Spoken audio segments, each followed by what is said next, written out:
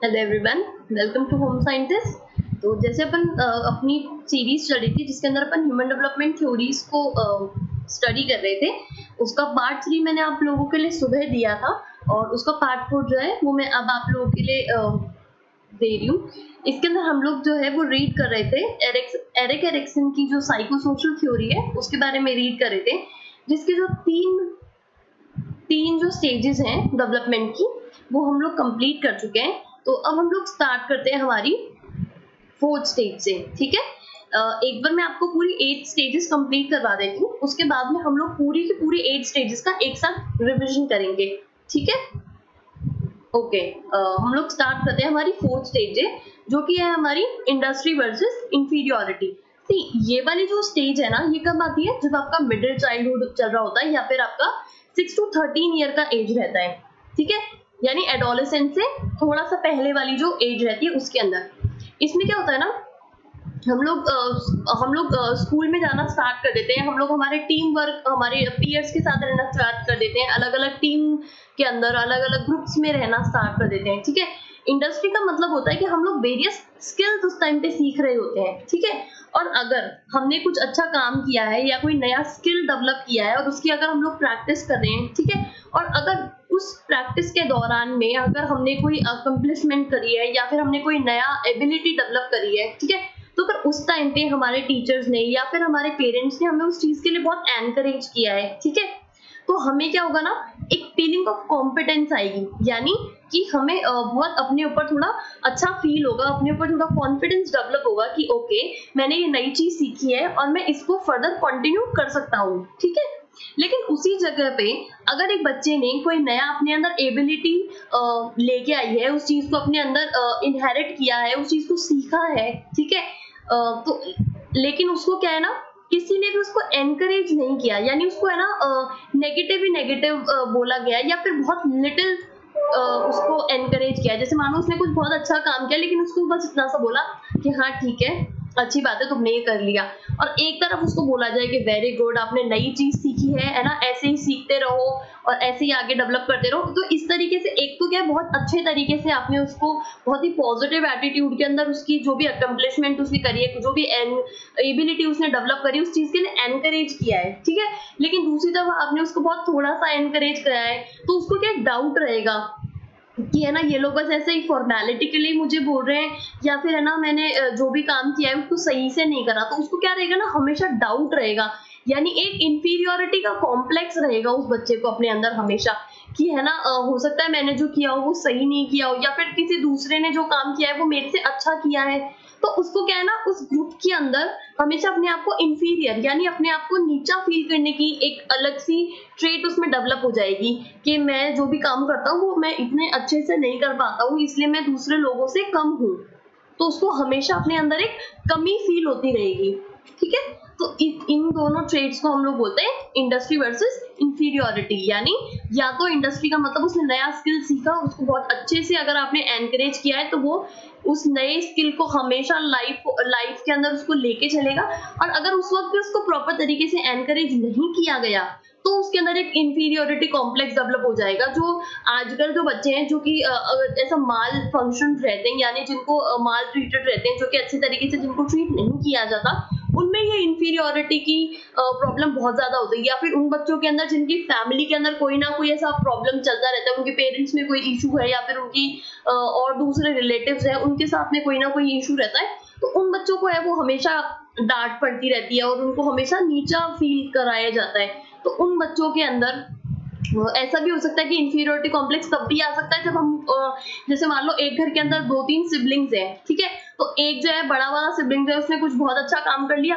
और छोटा वाला जो है उसने वो काम उतने अच्छे से नहीं किया। तो जब इन दोनों बच्चों के अंदर कंपेयर करना स्टार्ट करते ना, तो भी अगर आपने बड़े वाले की तो बहुत अच्छे से तारीफ कर दी, लेकिन छोटे वाले की जो है वो हमेशा यही बोलते रहते हैं कि अपने बड़े वाले से कुछ सीखो, तुम तो नालायक हो, कुछ नहीं किया तुमने, ऐसा ऐसा करके।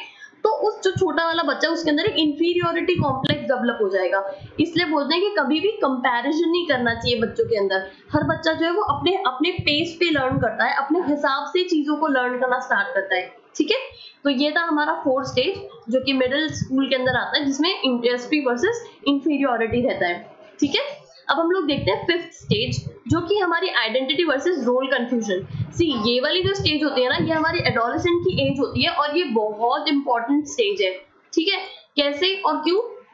क्योंकि ये जो एज है वो एडोलेसेंट के टाइम पे आती है, और एडोलेसेंट जो क्या रहता है ना, बहुत ही रेबेलियस टाइम का रहता है। और इस टाइम पे जो है ना, आप अपने थॉट्स को डेवलप कर रहे होते हैं, अपनी फ्यूचर लाइफ के एस्पेक्ट्स को देख रहे होते हैं। अगर इसी टाइम पे आप लोगों के दिमाग के अंदर किसी भी तरीके का कंफ्यूजन रहता है, तो फिर आपकी जो फर्दर लाइफ आप लीड करोगे ना, वो पूरा कंफ्यूजन के अंदर ही निकलेगा, ठीक है। और अगर इस वक्त पे आप आइडेंटिफाई कर लेते हो कि ओके मेरे को ये काम करना है, और ये जो मेरा है ये मेरा रोल मॉडल है, इसको मैंने फॉलो करना है, या फिर इसके जैसा मैंने बनना है, या फिर इससे बेटर मुझे बनना है, अगर आप ये आइडेंटिफाई कर लेते हो, तो फिर अपनी जो फ्यूचर लाइफ आप लीड करोगे ना, वो एक बहुत पॉजिटिव एटीट्यूड के साथ लीड करोगे, ठीक है। तो इसके अंदर आइडेंटिटी वर्सेस रोल कंफ्यूजन होता है। इसमें क्या होता है ना, जो इंडिविजुअल्स होते हैं उनको आइडेंटिटी डिफ्यूजन होता है। आइडेंटिटी डिफ्यूजन जो है वो एक पूरा क्या कह सकते हैं, एक पूरा सिम्टम जैसा है, या फिर एक पूरा तरीके का कंफ्यूजन जिसको हम लोग कह सकते हैं, वैसा रहता है। इसमें क्या होता है ना, जो एडोलेसेंट्स होते हैं ना, वो अपना रास्ता ढूंढ रहे होते हैं कि मेरे को इधर जाना चाहिए या इधर जाना चाहिए या इधर जाना चाहिए, ठीक है। तो इस वक्त पे अगर उस बच्चे को सही तरीके से मतलब अगर उसको सही तरीके से एक्सप्लोरेशन नहीं मिले, अगर उसको सही तरीके की गाइडेंस नहीं मिले, तो वो गलत रास्ता चूज कर सकता है, जो कि उसकी पूरी फर्दर लाइफ को एक गलत डायरेक्शन में लीड कर सकता है, ठीक है। तो इस वक्त पे जो होता है ना, वो सही तरीके से एक्सप्लोर करना, सही तरीके की उसको इंडिपेंडेंस देना, या फिर उसको सही तरीके का सपोर्ट प्रोवाइड करना, ठीक है। तो इन चीजों की बहुत ज्यादा रिक्वायरमेंट होती है, ताकि वो जो काम उसको करना है वो आइडेंटिफाई कर सके, ठीक है। इसको हम लोग रीड करते हैं। This stage plays an essential role in developing a sense of personal identity. Okay? यानी अगर इसके अंदर आप अपनी फर्दर लाइफ के लिए अपनी पर्सनल आइडेंटिटी को आइडेंटिफाई कर रहे होते हैं, ठीक है, which will continue to influence behavior and development for the rest of the person's life. Obvious है कि अगर इस वक्त पे आप सही डिसीजन लेंगे, तो आप अपनी फर्दर लाइफ को अच्छी तरीके से लीड कर पाएंगे, ठीक है। During adolescence, children explore their independence and develop a sense of self. These two those who receive proper encouragement, यानी आप जो भी वो बच्चा करना चाह रहा है, जैसे कोई बच्चा बोलता है कि मेरे को जो है वो मेरा फ्यूचर आर्ट में बनाना है, ठीक है, और दोनों बच्चे बोलते हैं कि भाई मुझे मेरा फ्यूचर आर्ट में बनाना है, लेकिन एक जगह पे जो पेरेंट्स है वो बहुत सपोर्टिव है, वो बोलेंगे कि ठीक है बेटा, अगर आप करना चाहते हो तो वो उसकी स्किल्स को और डेवलप करने के लिए उसकी हेल्प करेंगे, उसको अलग ट्यूशन में एडमिशन दिलवाएंगे, जहाँ पे उसका आर्ट और उसकी जितनी भी ड्राइंग वाली जो चीजें हैं वो बहुत अच्छे से डेवलप हो सके, ठीक है, ताकि वो अपनी फ्यूचर लाइफ अच्छे से लीड करे। और एक जगह पे पेरेंट आके बोलेंगे कि आर्ट भी कोई फ्यूचर होता है क्या, पहले ये ना आर्ट जो है उसको तुम हॉबी के जैसे ही रखना चाहिए, ये और वो ऐसा करके तुम तो है ना नहीं डॉक्टर बनो या इंजीनियर ही बनो, या फिर है ना कोई और दूसरा अच्छा प्रोफेसर वाला काम कर लो, या फिर IAS IPS ऐसा ऐसा कुछ कुछ बोलेंगे। उस बच्चे को उसकी जो चॉइस है उसको लीड करने के लिए उसको एनकरेज नहीं करेंगे, ठीक है। तो उसका जो पर्सनल एक्सप्लोरेशन है वो नहीं होगा उसके अंदर, तो उससे क्या होगा ना, वो बेचारा जो वो हमेशा अनश्योर रह जाएगा अपने बिलीव्स के ऊपर, वो हमेशा अपनी जो डिजायर्स है ना उनको दबा के रख लेगा, फिर वो कभी किसी को बोलेगा नहीं कि मैं मेरी लाइफ में ये करना चाहता हूँ या ये मैं करना चाहता था, ठीक है। वो हमेशा एक कंफ्यूजन वाली स्टेट में रहेगा। जब भी वो कोई डिसीजन लेगा तो उसके मन में ये आएगा कि यार पता नहीं मैं ये डिसीजन सही ले रहा हूँ या नहीं ले रहा हूँ, या फिर मेरे को ना अपने बड़ों से किसी से या अपने पेरेंट्स से किसी से पूछ लेना चाहिए कि भाई मैं ये सही करूंगा या नहीं कर रहा हूँ, ऐसा करके, ठीक है। तो उस वक्त पे अगर उसको सही तरीके से गाइड नहीं किया, उसको सपोर्ट नहीं किया, तो उसको रोल कंफ्यूजन हो जाता है, ठीक है। और अगर पॉजिटिव तरीके से उसकी सिचुएशन को हैंडल किया गया है, उसको प्रॉपर एनकरेज किया गया है, उसको सपोर्ट किया हुआ है, तो वो अपनी आइडेंटिटी को आइडेंटिफाई कर लेता है कि ठीक है मैं इस चीज में बहुत अच्छा हूँ, तो मैं इस चीज को अपनी फ्यूचर लाइफ में लेके जा सकता हूँ, अगर मैं इस चीज में रहूंगा तो मैं खुश रहूंगा, ठीक है।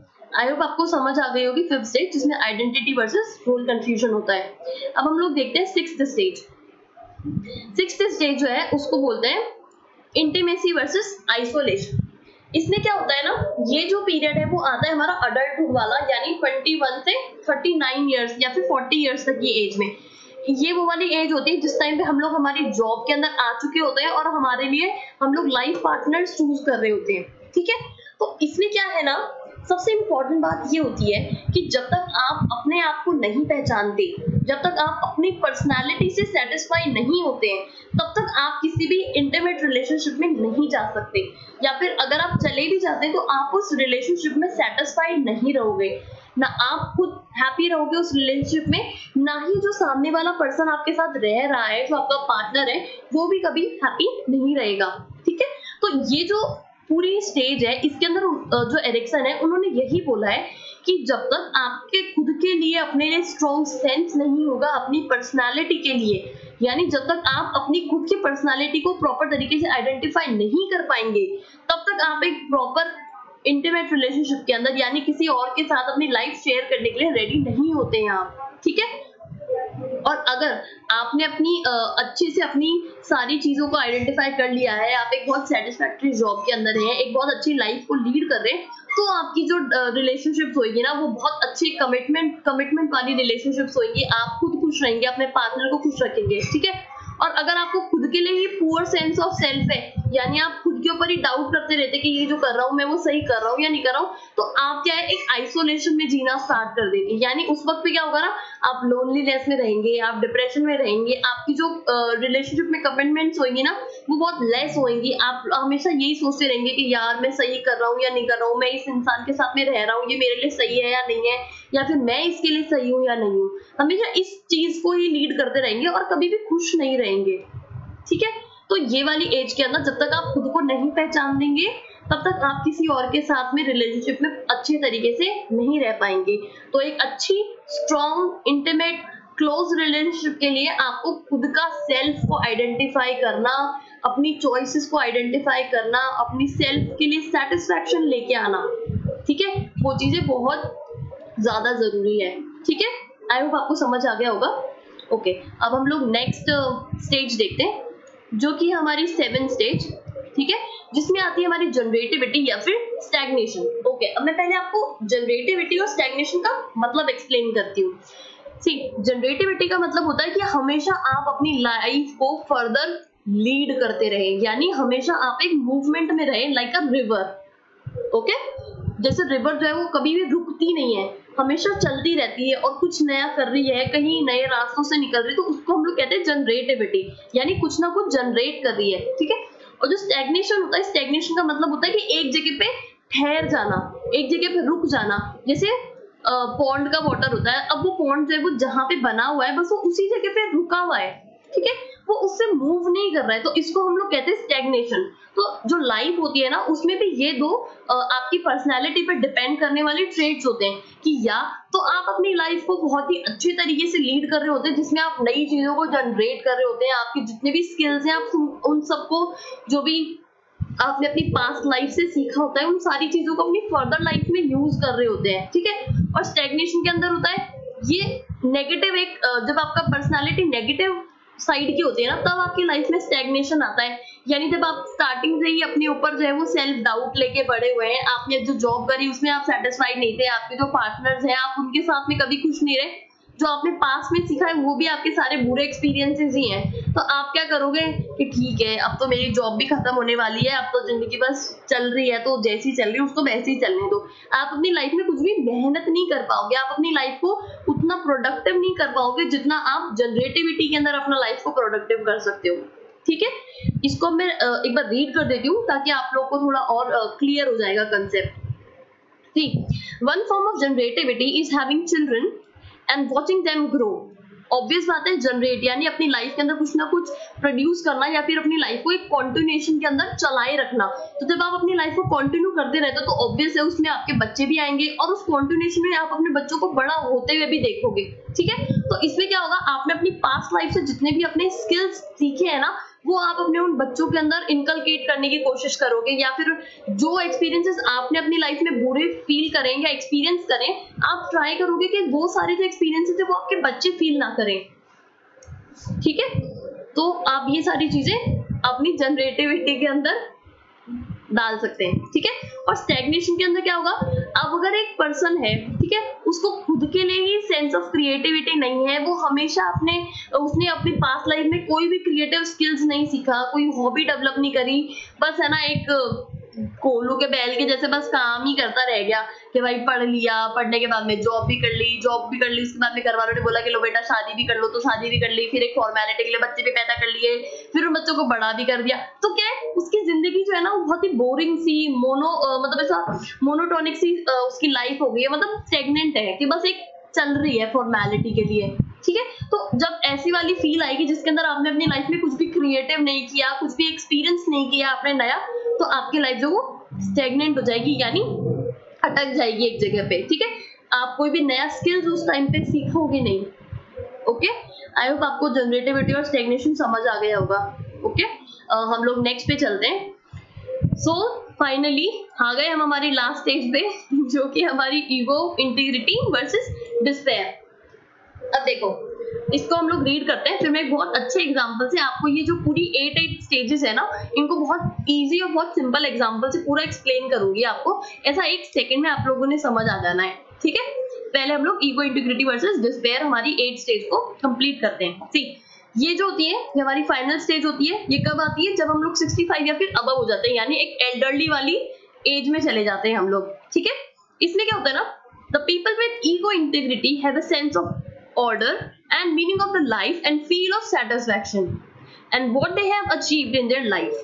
Okay, ये तो है हमारा ईगो इंटीग्रिटी का पॉइंट, और ये है हमारा डिस्पेरेशन का पॉइंट। डिस्पेयर का मतलब क्या होता है? डिस्पेयर इज द फीलिंग अगर when people don't accept the life they have lived, they are not satisfied with what they have achieved. अब मैं इसको सिंपल लैंग्वेज में आपको बताती हूँ। सी, हम लोग स्टार्टिंग से पढ़ते हुए आ रहे हैं कि हमारे पास 2 पर्सनालिटीज हैं, एक पर्सनालिटी पॉजिटिव, एक पर्सनालिटी नेगेटिव। ठीक है, तो जो पर्सनालिटी जो है, जो स्टार्टिंग से ही पॉजिटिव चलती हुई आ रही है, तो वो लास्ट के अंदर क्या होगा, उसने भाई अपने हिसाब, उसके पेरेंट्स ने बहुत सपोर्ट किया उसको, उसने नए नए स्किल्स सीखे अपने स्कूल टाइम पे, अपने मिडिल चाइल्डहुड वाले टाइम पे, फिर अपने जो उसने अडल्टहुड के अंदर अपना जो पार्टनर था वो भी भाई अपनी चॉइस से लिया, या फिर जो पेरेंट्स ने उसको पार्टनर चूज करके दिया उसके साथ में भी वो बहुत हैप्पीली रहा, अपनी जॉब में भी वो बहुत सेटिस्फाइड था, फिर अपने बच्चों को, अपने ग्रैंड चिल्ड्रंस को, सबको अच्छे से बड़े होते हुए सीखा, उसने नए नए स्किल्स उस टाइम पे ट्राई करें। तो ये क्या था, ये सारा पॉजिटिव एस्पेक्ट था उसकी पर्सनैलिटी का। ठीक है, तो उसने अपनी लाइफ में सब कुछ अचीव किया, तो उसको लास्ट में क्या रहेगा कि वाह क्या जिंदगी जी है, मैंने सारी चीजें अचीव करी है, मैंने, मेरे को जितना काम करना था मैंने वो सारा काम करा है, और हंसते खेलते सारी चीजों को हैंडल किया है। चाहे कोई परेशानी आई तो भी उसको अच्छे से हैंडल करा है, कोई खुशी का मोमेंट था उसको भी प्रॉपर तरीके से जिया है। तो उसको क्या रहेगा, अपनी लाइफ में एक सेंस ऑफ सेटिस्फैक्शन रहेगा, यानी जो भी उसने लाइफ लीड करी है वो बहुत सेटिस्फैक्टरी उसको लगेगी कि मैंने जो भी जिंदगी जी है उसका मीनिंग निकला है ना, मैंने एक सेंस ऑफ सेटिस्फैक्शन फील करा है मेरे लिए। ठीक है, मेरी लाइफ के लिए। और उसी जगह पे डिस्पेयर वाली फीलिंग जो है, या फिर नॉट सेटिस्फैक्शन वाली फीलिंग जो है, वो किस पर्सन को आएगी, जो बेचारा स्टार्टिंग से ही दब्बू सा रहा है, उसके पेरेंट्स ने भी उसको सपोर्ट नहीं किया, उस बेचारे ने कुछ नया स्किल सीखने की कोशिश करी तो भी उसको ज्यादा एनकरेज नहीं किया, ना उसके पेरेंट्स ने किया, ना उसके टीचर्स ने किया, उसके ऊपर बेचारे पे किसी ने ज्यादा ध्यान भी नहीं दिया। ठीक है, उसने जॉब भी जो है वो बेचारा करना कुछ चाहता था, पेरेंट्स की बातों में आके कर कुछ लिया उसने, है ना, और फिर उसको बस पार्टनर के साथ में भी एम ही फॉर्मेलिटी के लिए बेचारे ने जिंदगी बिता ली कि ठीक है भाई चल रही है जिंदगी, ऐसी वाली जिंदगी जिया उसने। ठीक है, तो वो क्या है, अपनी लाइफ में कभी भी उसको वो सेंस ऑफ सेटिस्फैक्शन फील होगा ही नहीं। वो लास्ट में जब बेचारा बूढ़ा हो जाएगा, सोच रहा होगा अपने बिस्तर पे लेटा लेटा, तो उसको क्या लगेगा कि यार जो जिंदगी मैं जीना चाहता था वो जिंदगी तो मैंने जी ही नहीं, मेरे को तो जैसा जैसा लोगों ने बोला मैंने तो वैसा वैसा कर लिया। तो उस पर्सन के अंदर क्या डेवलप होगा, फीलिंग ऑफ डिस्पेयर डेवलप होगी, यानी एक feeling of non satisfaction develop होगी उस पर्सन के अंदर। ठीक है, तो ये जो दोनों चीजें हैं वो हमारी दोनों पर्सनालिटीज को एक्सप्लेन करती है बहुत अच्छे से। आई होप आपको पूरी 8 स्टेजेस समझ आ गई होंगी। ठीक है, अब इसको कंक्लूड करते हैं। एक सिंपल सा ये मैंने आप लोगों के लिए चार्ट बनाया है, इसके अंदर आपको सारी स्टेजेस जो है वो कौन सी एज में रहती है, वो उनमें बेसिक कॉन्फ्लिक्ट्स क्या क्या, यानी सिचुएशंस क्या क्या आती है, वो इस टाइम पे क्या क्या इंपॉर्टेंट इवेंट्स हैं वो, और इसमें क्या क्या आउटकम्स होते हैं हर स्टेज के अंदर, वो मैंने दे रखे हैं। ठीक है, इसको मैं एक बहुत सिंपल एग्जांपल से आपको एक्सप्लेन करती हूँ। सी, आप सब लोगों ने 3 इडियट्स देखी होगी, है ना, कितनी अच्छी मूवी है, उसके अंदर कितनी सारी आप लोगों को इंस्पिरेशनल बातें उस मूवी ने बताई है। तो ये जो सारी स्टेजेस है ना, ये हम सारी स्टेजेस उस मूवी से रिलेट कर सकते हैं। ठीक है, इमेजिन करके देखो, कोई बच्चा है, वो इन्फेंसी यानी जब वो फर्स्ट यानी वो ट्रस्ट वर्सेस मिसट्रस्ट वाली स्टेज के अंदर है, तो अगर वो बच्चा जो है उसको फर्स्ट एज से ही उसको बहुत अच्छे से डेवलप किया जाएगा तो उसमें सारी चीजें अच्छी अच्छी डेवलप होगी, ठीक है। फिर जब वो बड़ा होता, हम लोग जैसे फरहान कुरैशी का एग्जांपल लेके चलते हैं, जो बेचारा लास्ट में जाके उसने सारी चीजों को ठीक किया था, लेकिन वो स्टार्टिंग से अपने पेरेंट्स के कहे पे ही चल रहा था, ठीक है। तो उसमें क्या था, वो बच्चा स्टार्टिंग में जैसा था उसको उसके पेरेंट्स ने बोला था कि भाई अच्छे मार्क्स लेके आने, हमेशा सारी चीजें उसके हिसाब से चल रही थी उसकी, ठीक है। फिर जब वो अडल्टहुड के अंदर आया होगा, तब भी अर्ली चाइल्डहुड में आया होगा, तब भी उसके पेरेंट्स ने जो है उसको थोड़ा बहुत एक्सप्लेन किया होगा, ठीक है। फिर जब वो प्री स्कूल के अंदर आया होगा तो उसको इनिशिएटिव वर्सेस गिल्ट वाली के अंदर जब वो रहा होगा तो उसने थोड़ा बहुत एक्सप्लोर किया होगा अपनी लाइफ के अंदर, ठीक है। हम लोगों ने जो था उसकी लाइफ को जब देखना स्टार्ट किया था, हम लोगों ने एक तरीके से एडोलेसेंट वाली एज में उसको देखना स्टार्ट किया होगा, जिस टाइम पे जब हम लोग स्कूल पास आउट करते हैं और नए नए कॉलेज में जाते हैं, तो उस बेचारे की आइडेंटिटी मिस हो गई थी, है ना। वो रोल कंफ्यूजन में चला गया था, वो अपनी पापा की कहने की बात में आ गया था। उसने करनी फोटोग्राफी थी, उसके पापा ने बोला कि नहीं भाई इंजीनियर ही बनेगा, तो वो बेचारा रोल कंफ्यूज करके इंजीनियरिंग ही करने चला गया, ठीक है। इंजीनियरिंग के रहते रहते जब लास्ट में उसको सारी चीजों का समझ में आया कि ये जो मैं कर रहा हूँ बहुत गलत कर रहा हूँ, तो उसने लास्ट में अपने फादर को क्या बोला था कि मैं जो है अगर फोटोग्राफर बनूंगा ना पापा, तो मेरे को जो है वो एक लाइफ का सेटिस्फेक्शन रहेगा, यानी वो ईगो इंटीग्रिटी की बात कर रहा था, है ना, कि अगर मैं फोटोग्राफर बनूंगा तो चाहे मेरे पास उतना पैसा नहीं होगा या उतनी कार नहीं होगी या फिर मैं प्लेन्स में नहीं घूमूंगा एटसेट्रा एटसेट्रा, लेकिन मेरे को एक सेंस ऑफ ईगो इंटीग्रिटी रहेगी, यानी जब मैं अपनी लाइफ को देखूंगा पीछे मुड़ के तो मेरे को एक सेंस ऑफ फुलफिलमेंट फील होगा उसके अंदर, यानी एक सेंस ऑफ अचीवमेंट फील होगा, एक सेंस ऑफ सेटिस्फेक्शन फील होगा, ठीक है। तो फिर जाके उसके पापा को समझ आई थी, तब उसके पापा ने उसको उसकी जो आइडेंटिटी थी तब वो बेचारे ने अचीव करी थी, ठीक है। इस वजह से उसकी लाइफ हमेशा जनरेटिव रही, यानी उसने हमेशा नए नए स्किल सीखे और सारी चीजों को एक्सेप्ट किया अपनी लाइफ के अंदर और नए स्किल्स डेवलप करे, ठीक है। तो ये जो मूवी है 3 इडियट वाली, आई होप इसके एग्जांपल से आप लोगों को बहुत अच्छे से हमारी एरिक एरिक्सन की जो पूरी स्टेजेस है वो याद हो जाएंगी, ओके। तो यही थी हमारी आज की पूरी थ्योरी। आई होप आपको मेरे जो वीडियोस हैं, जो मेरे लेसन हैं पढ़ाए हुए, वो आपको अच्छे लग रहे होंगे। और अगर आप चैनल पे नए हैं तो बस प्लीज चैनल के साथ बने रहिए और चैनल को लाइक कीजिए, शेयर कीजिए, सब्सक्राइब कीजिए। और हमारे एग्जाम्स के अंदर अभी 2 महीने हैं, तो हम लोग ट्राई करेंगे कि हम लोग पूरी अच्छे से अच्छी हमारी एग्जाम की प्रिपरेशन करें हमारे नेट और JRF के लिए, ताकि हमारा एग्जाम जो है वो बहुत अच्छे से क्लियर हो जाए। तो बस बने रहिए चैनल के साथ में। Thank you so much.